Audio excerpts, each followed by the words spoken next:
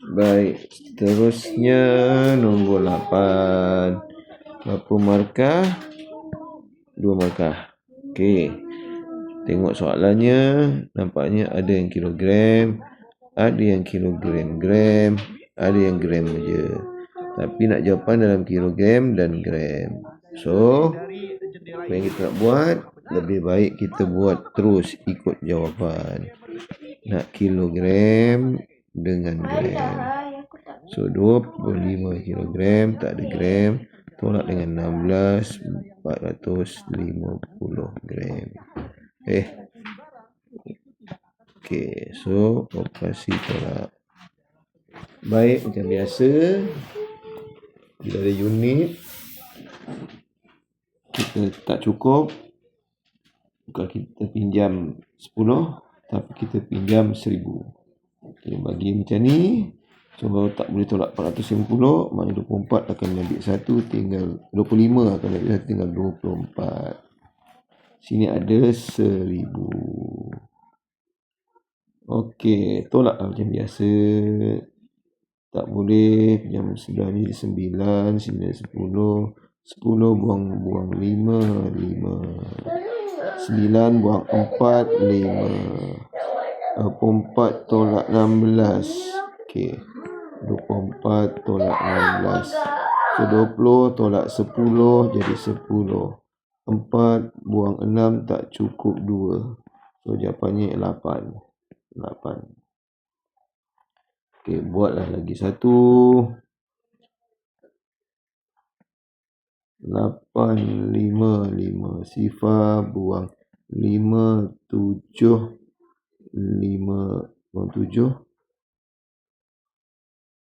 5 5. Ya. Itulah.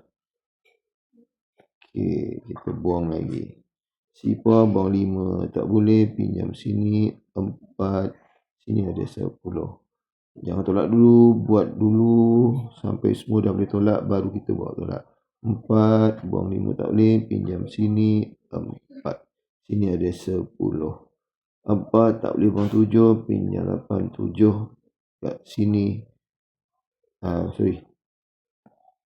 Ada 10. Cikgu kenapa kata pinjam tu? Itulah siap cikgu, nanti tak apa. Kita jawab style ni dulu. Jadi 10 tolak 5, 5. 10 tolak 5, 5 tambah dengan 4, 9. 10 tolak 7, 3 tambah dengan 4, 7. 7 tolak 5, 2. So jawapannya ialah 2 kilogram 795 gram. Okey. So apa yang cikgu nak cerita tadi? Okey, tengok yang ni pula. Kilogram, gram.